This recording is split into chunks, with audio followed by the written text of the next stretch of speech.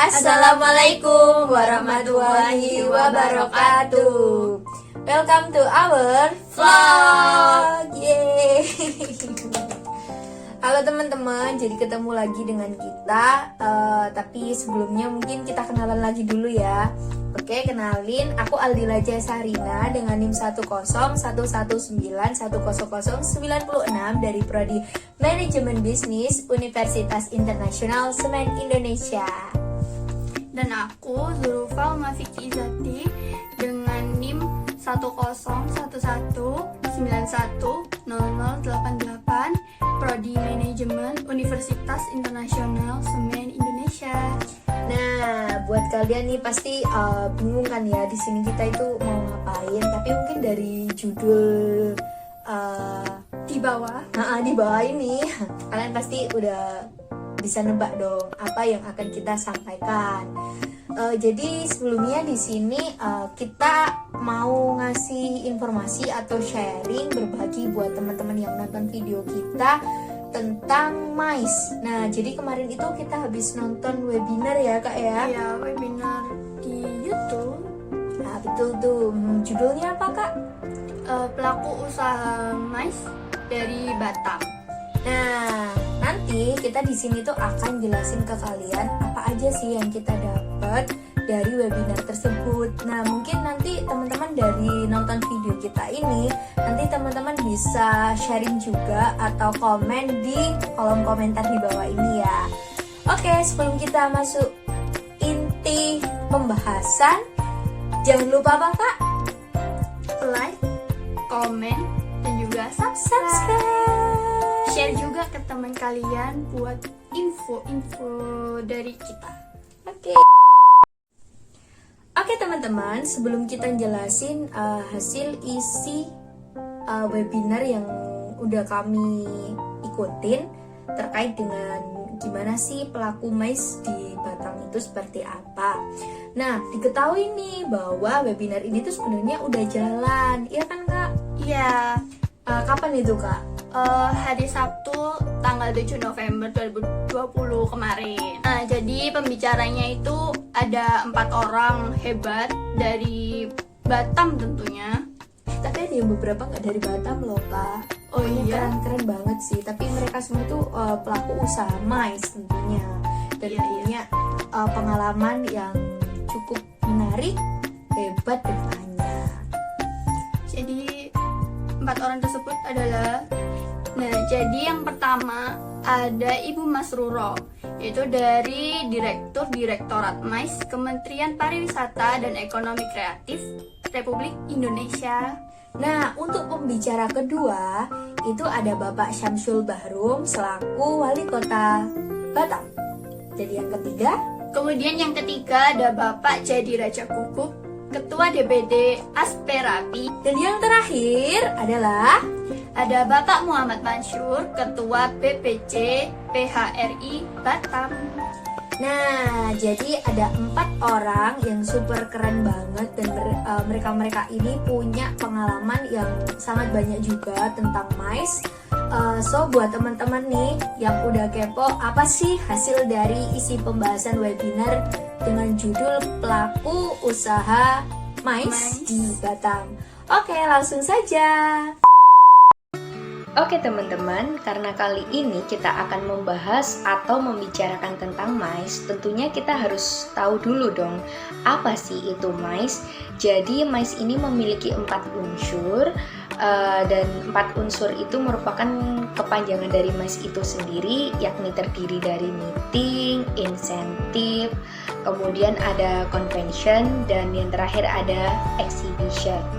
Nah, dari webinar yang sudah saya tonton, saya mendapatkan hal baru, pengetahuan baru tentang sebenarnya MICE itu apa.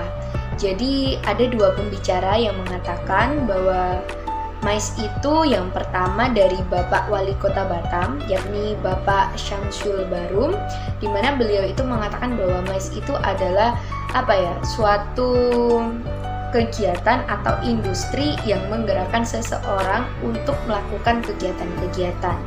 Kemudian yang kedua ada Bapak Muhammad Mansur, Ketua BPCPHRI Batam.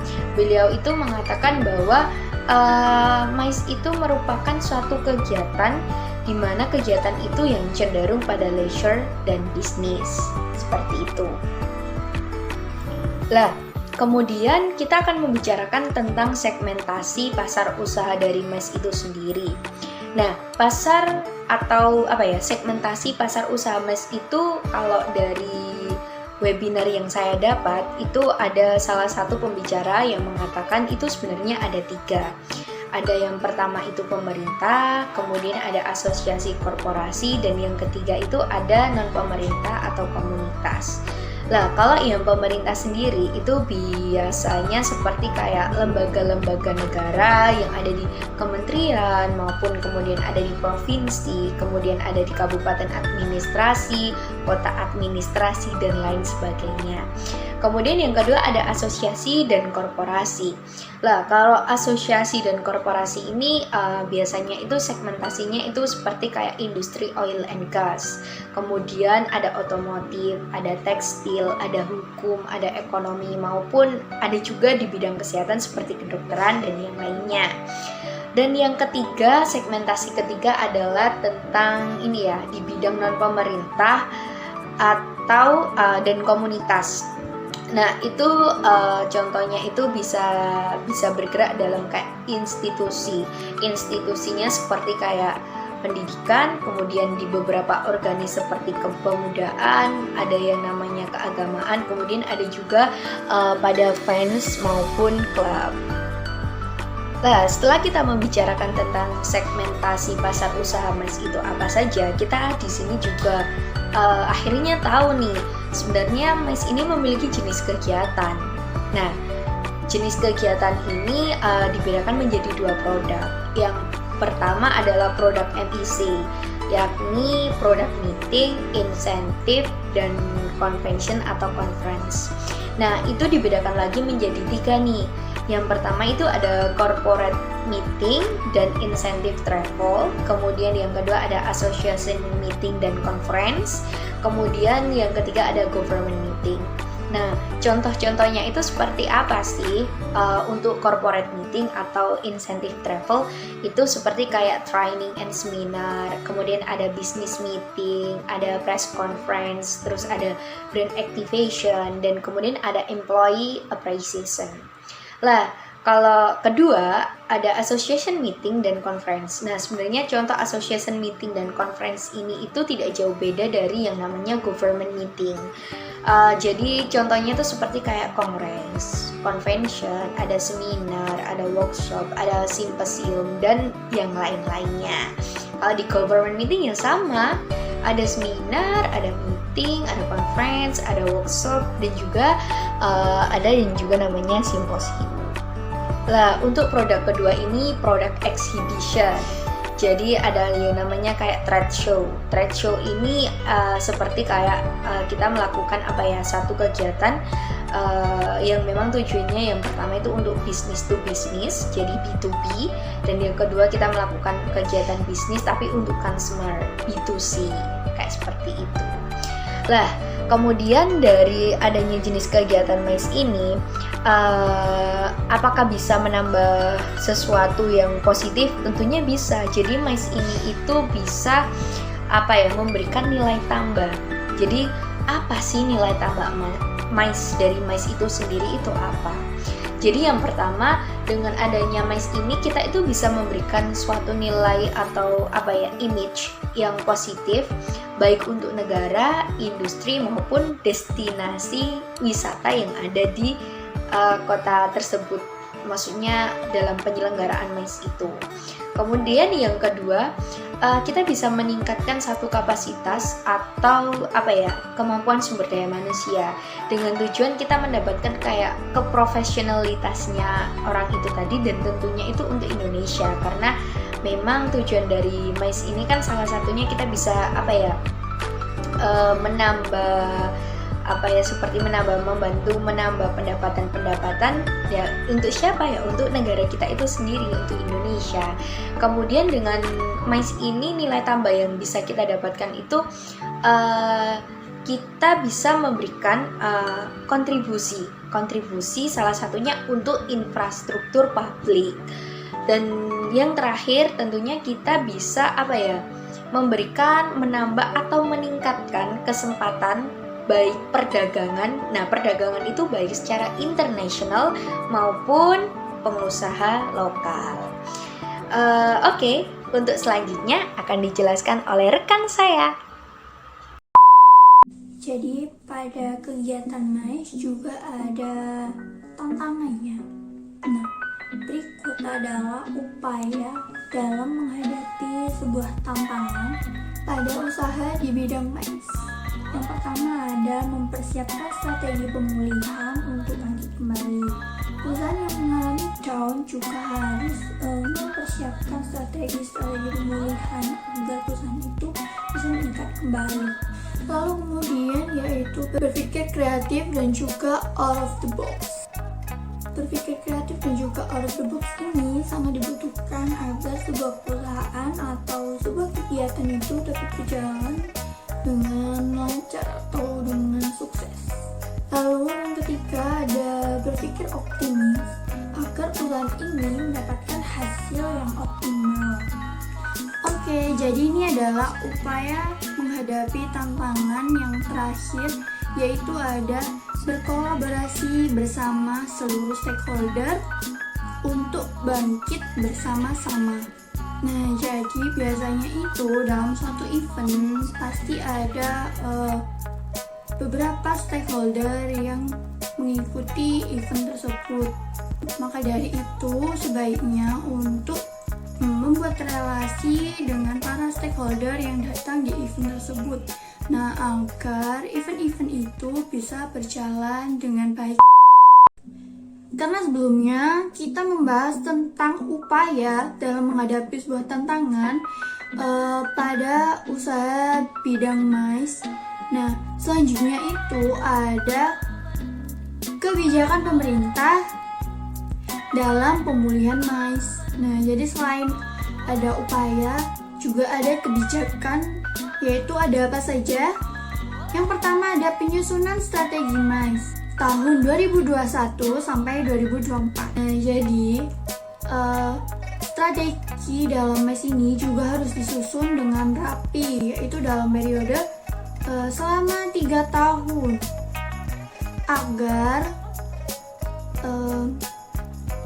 agar semua event dalam MICE ini berjalan dengan lancar. Lalu kemudian ada bantuan langsung pemerintah pada tenaga kerja parekraf yang terdampak.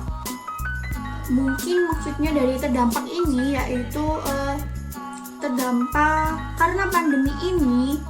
Semua event yang ada di seluruh dunia, termasuk di Indonesia juga, terkena dampak.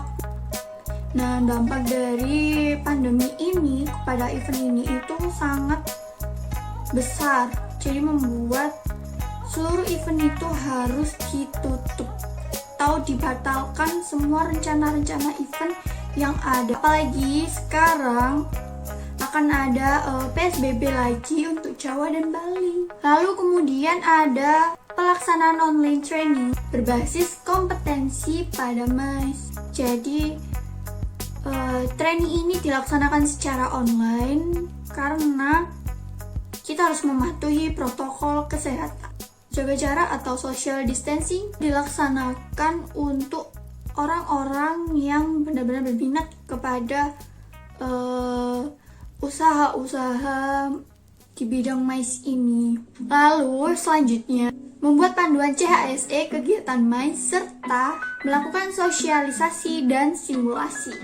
CHSE sendiri itu adalah buku panduan yang berisi tentang kesehatan, keamanan, kebersihan, dan juga ramah lingkungan. Nah, jadi ada yang mengatakan bahwa kunci keberhasilan pariwisata agar dapat segera dibawa adalah pelaksanaan protokol kesehatan berbasis CHSE dengan baik dan disiplin di tiap destinasi tujuan dan pelaku sektor pariwisata. Pentingnya CHSE dalam event MICE itu sangat berpengaruh juga agar kita semua bisa mematuhi segala aturan yang ada. Dan kemudian yang terakhir, pelaksanaan aktivitas promosi MICE internasional di Indonesia. Pentingnya mengenalkan aktivitas MICE yang ada di negara lain untuk warga di Indonesia itu, agar event-event yang ada di Indonesia itu juga dapat berkembang dengan baik dengan cara melalui kegiatan MICE, dari meetingnya, terus insentifnya, kemudian conference dan juga exhibitionnya, agar tidak ketinggalan zaman. Oke teman-teman, dari penjelasan yang udah kami sampaikan sebelumnya, kita itu bisa menarik beberapa kesimpulan. Jadi kesimpulan yang pertama adalah MICE itu harus dilakukan secara fisik dengan tujuan agar kita bisa meningkatkan perekonomian. Kemudian kesimpulan yang kedua adalah MICE itu sangat berbeda dengan leisure. Untuk kesimpulan yang ketiga adalah diketahui bahwa Kota Batam itu belum masuk dalam 5 besar kota MICE di Indonesia. Kesimpulan keempat yaitu dibutuhkannya program kebijakan dalam pemulihan MICE. Dan kesimpulan yang terakhir yaitu perlunya meningkatkan fasilitas expo, pameran, dan pembangunan Sumber daya manusia. untuk kemajuan dari MICE. Nah, itulah beberapa kesimpulan yang bisa kita dapat dari hasil rangkuman webinar tentang pelaku usaha MICE di Batam. Nah, semoga teman-teman dengan melihat hasil apa yang kita sampaikan ini, ilmunya bisa bermanfaat juga. Kita juga bisa nanti sharing lagi, berdiskusi lagi di kesempatan yang berikutnya jika ada ya teman-teman. Oke, mungkin cukup itu ya Kak Vicky. Ya, dan ini sekian dari kita. Jika memang ada salah kata yang kurang berkenan, kami Mohon maaf. dan undur diri dan sampai jumpa di vlog selanjutnya. Bye.